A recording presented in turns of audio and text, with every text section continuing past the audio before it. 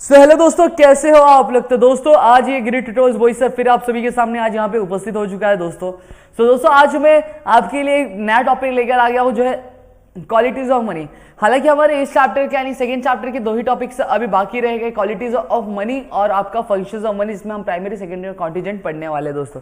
ठीक है, तो चलिए शुरू करते हैं। लेकिन उससे पहले मैं बता देना चाहता हूं कि हमारे ग्रिड ट्यूटोरियल्स, जी हाँ दोस्तों, हमारा आपका और हमारा ग्रिड ट्यूटोरियल्स वॉइस लेकर आ चुका है आपके 7th के 8th के 9th के 10th 11th 12th science commerce arts, कौन से भी स्ट्रीम होने दो दोस्तों, कौन सा भी स्ट्रीम होने दो, लेक्चर्स लेकर आ चुका है आप सभी के लिए। अगर आपको कोई भी डिफिकल्टी हो, आपको टेंशन लेना नहीं, आप हमारे चैनल के साथ बने रहिए।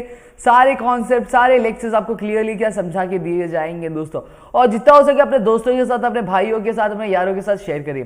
तो चलिए आते हैं हमारे टॉपिक के, यानी क्वालिटीज ऑफ मनी। यानी हमारे लास्ट के दो लेक्चर है, एक लेक्चर और एक और लेक्चर हमारा रहेगा जो कल आएगा आप सभी के लिए। ठीक है, तो आज का जो हमारा टॉपिक है क्वालिटीज ऑफ मनी। अब हम सभी इंसान जानते हैं कि हर एक इंसान के अंदर, हर एक मनुष्य के अंदर एक ना एक क्वालिटी रहती है। वैसे हमारी मनी के अंदर क्या एक क्वालिटीज होती है। तो यहाँ पे कुल हमारी 7 क्वालिटीज है which we are going to learn in this lecture. तो चलिए एक एक करके हम पढ़ेंगे। सबसे पहला जो हमारा टॉपिक है दोस्तों, जनरल एक्सेप्टेबिलिटी। अब जनरल एक्सेप्टेबिलिटी क्यों कहा गया दोस्तों, क्योंकि जनरल एक्सेप्टेबिलिटी, क्योंकि ऐसा पैसा ऐसा होना चाहिए, ऐसी होनी चाहिए जिस भी चीज को हम क्या एज अ मनी यूज कर रहे हैं, as a means of money use कर रहे हैं, तो वो हर किसी के द्वारा क्या एक्सेप्ट होना चाहिए, क्या एक्सेप्टेड होना चाहिए। और हर एक प्रोडक्ट के एक्सचेंज होना चाहिए। क्या हर एक प्रोडक्ट, मैं कुछ भी लेने चाह रहा हूँ, अगर मैं कॉस्मेटिक्स लेने जा रहा हूँ तो वहां पे भी मेरा वो पैसा चलना चाहिए। अगर मैं बुक्स लेने जा रहा हूँ तो बुक्स जब मैं देता हूँ, खरीदता हूँ, तभी भी वो क्या एक्सचेंज होना चाहिए। या फिर मैं शॉपिंग करने जा रहा हूं, या फिर मैं घूमने जा रहा हूं, मैं कहीं भी जा रहा हूं, x to Y,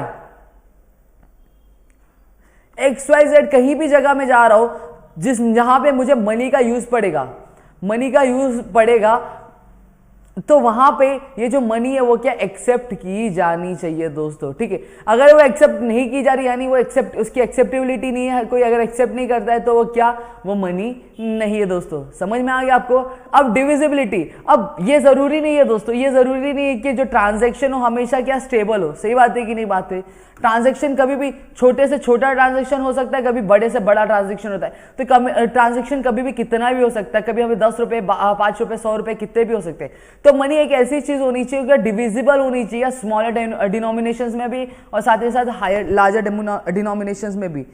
for example मैं अगर मैं जा रहा हूं मार्केट जा रहा हूं, और मार्केट में मुझे क्या करना है, मुझे 100 रुपए का क्या लेना, मुझे गेहूं लेना है, यानी क्या लेना, व्हीट लेना है। तो मैं मार्केट में गया, मार्केट में जाने के बाद मैं उन्हें 500 रुपए का नोट दे रहा हूं। तो 500 रुपए का, अब क्या 100 रुपए उसमें से मैं काट सकता हूं कि नहीं काट सकता? हाँ, काट सकता हूं। क्या करेगा दुकान वाला कि मुझे 200 की 2 नोट क्या वापस लौटा देगा दोस्तों। तो इसका मतलब ये है कि जो 500 की नोट है वो डिविजिबल है कि नहीं है, डिविजिबल है। स्मॉलर डिनोमिनेशंस में भी क्या डिविजिबल है। वही अगर मैं 50 रुपए का भी सामान खरीदा तो 50 रुपए में भी क्या डिविजिबल होता दोस्तों। समझ में आ गया आप लोगों को। इतनी चीज तो डिविजिबिलिटी होनी चाहिए। अब ड्यूरेबिलिटी मतलब लॉन्ग लास्ट तक क्या टिका रहना चाहिए। अब जो पैसा वो ऐसा नहीं है कि 1 साल चलेगा, 2 साल चलेगा, 3 साल, मतलब वो आगे जितने भी हमारे टाइम्स रहेंगे, जितना लॉन्ग लास्ट टाइम रहेगा तब तक क्या ये पैसा चलता रहेगा। तो उसमें ड्यूरेबिलिटी होनी चाहिए। वो एक जगह, एक आदमी से दूसरे आदमी के बाद, दूसरे आदमी तीसरे के बाद चौथे के बाद पांचवें, और वो कई साल तक वो पैसा चलेगा। समझ में आ रहा है? कई साल तक वो पैसा चलेगा। तो मनी की एक ड्यूरेबिलिटी रहनी चाहिए कि वो लॉन्ग लास्ट तक क्या टिके रहे और लोग उसे क्या यूज कर पाए दोस्तों। इतनी चीजें समझिए। अब कॉग्निजिबिलिटी मतलब क्या होता है दोस्तों, सीधी बात है। अब पैसा है तो पैसा पता होना चाहिए कि भाई ये पैसा है। अब फॉर एग्जांपल मैं 100 की नोट लेके जा रहा हूँ, हमारे भारत की 100 की नोट लेके जा रहा हूँ, और वो 100 की नोट सभी को पता, हाँ भाई ये 100 की नोट है और ये वैलिड नोट है, ये नकली नोट नहीं है, ताकि लोगों को पता चले। क्या लोगों को पता चले कि हाँ भाई ये 100 की नोट है, इसकी वैल्यू इतनी ही रहती है, इसकी वैल्यू इतनी ही रहती है, और ये क्या हमें एक्सेप्ट करना है। ये एक्सेप्ट हम लोग कर सकते हैं। जब इंसान पहचानेगा, जब इंसान वो नोट को पहचानेगा तभी एक्सेप्ट करेगा। नहीं पहचानेगा तो एक्सेप्ट करेगा क्या? नहीं करेगा, क्योंकि वो नहीं पहचाना, बाकी लोग लोग भी नहीं पहचाने तो उसका क्या नुकसान हो जाएगा, समझ में आया। तो इसलिए वो कॉग्निजेबल होना चाहिए। फिर पोर्टेबिलिटी, अब जो पैसा एक चीज है, पैसे ऐसी एक चीज है जिसको आप एक जगह नहीं रख सकते, आपको क्या कैरी करना पड़ता है। आप कभी भी मार्केट जा रहे हो, शॉपिंग मॉल जा रहे हो, स्कूल जा रहे हो, ट्यूशन जा रहे हो, तो वहां पे फीस भरने के लिए आपको क्या पैसे की जरूरत पड़ती है। तो आप पैसा आपको लग सकता है 10,000 लग सकता है, 20,000 लग सकते हैं, 30-40,000। तो पैसे ऐसे होने चाहिए जिसको आप पोर्ट कर सके, यानी आप एक जगह से दूसरी जगह क्या उसको कैरी कर सकते हो, क्या कैरी कर सको उसको, उसमें उसे कैरी करते टाइम आपको किसी भी चीज का क्या डिफिकल्टी नहीं होनी चाहिए, क्या किसी भी तरीके की डिफिकल्टी नहीं होनी चाहिए, समझ में आया। अब होमोजेनिटी, अब जैसे 100 रुपए के नोट से, 100 रुपए के नोट से होमोजेनिटी मतलब क्या होता है, सेम होता है। होमोजेनिटी मतलब सेम होता है और हेट्रोजीनियस मतलब क्या होता है, डिफरेंट होता है दोस्तों, ठीक है।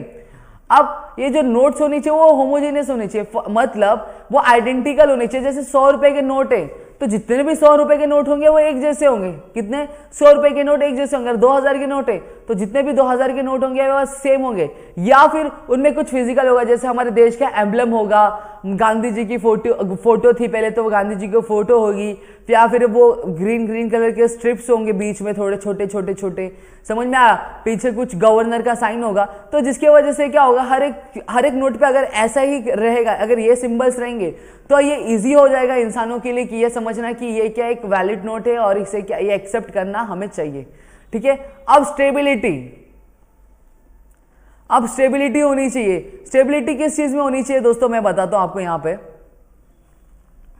अगर 100 रुपए की नोट है, ग्रीन नोट है, सपोज ये ग्रीन नोट है, ठीक है, ग्रीन नोट यानी हमारे 100 रुपीज की नोट है, फॉर एग्जांपल 100 रुपीज की नोट है।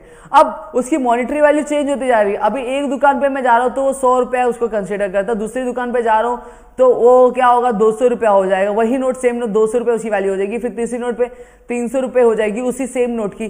तो क्या हो जाएगा, जो वैल्यू है वो चेंज होती जा रही है, वैल्यू चेंज होती जा रही है। तो कभी भी जो गुड्स सोल्ड या फिर परचेज किया जाएगा तो उसकी एक प्रॉपर वैल्यू नहीं बन पाएगी। जैसे आज अगर 100 रुपये है, कल उस नोट की वैल्यू कितनी हो जा रही है, 200 हो जा रही है, फिर शाम में 300 हो जा रही है, तो शाम को 400 हो जा रही है, तो ऐसे करते करते बढ़ते जा रही है। तो उसकी मतलब मॉनेटरी वैल्यू फिक्स नहीं, अगर मॉनेटरी वैल्यू फिक्स नहीं रहेगी दोस्तों तो ये बहुत ही ज्यादा डिफिकल्ट बन जाएगा कि हम भैया हम उसको कौन सी वैल्यू में कंसिडर करेगा। दुकान वाले को 100 रुपया नोट दे रहे तो कितना रुपया वापस करेगा, अगर 50 रुपया सामान लिया है तो 3 नोट 50 रुपए की वापस करेगा कि एक नोट 50 रुपए की वापस करेगा, तो बहुत ही ज्यादा क्या कंफ्यूजन होगा दोस्तों, समझ में आ। तो इसलिए कि एक मॉनेटरी वैल्यू की हमेशा स्टेबल होनी चाहिए दोस्तों, ठीक है। एक बार और रिवाइज करेंगे, जनरल एक्सेप्टेबिलिटी। अब फॉर एग्जांपल मैं मार्केट में जा रहा हूँ, ठीक है, मैं मार्केट में गया, अब मार्केट में जाने के बाद मेरे पास 500 की नोट है, 500 रुपए की नोट मैंने दी तो वो एक्सेप्ट किया गया हर किसी के द्वारा। मैं जिस भी दुकान पे जाके दे रहा था वो क्या उसे एक्सेप्ट करे थे, यानी हमारी इंडियन करेंसी क्या जनरली एक्सेप्टेबिलिटी। अब डिविजिबिलिटी, मैंने एक दुकान से 50 रुपए का सामान खरीदा, अब वो भाई ने मुझे 50 का रुपए काट के उसने मुझे क्या 450 रुपए क्या वापस की, यानी वो जो मनी है वो डिविजिबल भी है दोस्तों स्मॉलर ट्रांजेक्शन के लिए। अब ड्यूरेबिलिटी हुआ, अब वो जो नोट है ना मेरे पास बहुत सारे लोगों से चलकर वो 2019 की नोट बनी थी, यानी उसको कुछ हो गए 2 से 3 साल हो गए दोस्तों, ठीक है।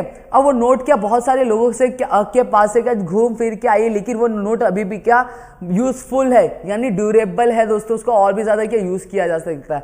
अब कॉग्निजिबिलिटी मतलब कि अब वो जो नोट है हर कोई क्या रिकॉग्नाइज करे, यानी हर कोई क्या इसको पहचानता है। पोर्टेबिलिटी, अब मेरे पास 500 के क्या 100-200 नोट थे, 100-200, अब मैं उसको अपने बटवे में यानी वॉलेट में डाल के मैं उसको कहीं भी घूम सकता था और वो मेरे लिए बहुत ही ज्यादा क्या ईजी था कैरी करने, यानी पोर्टेबिलिटी ईजी थी।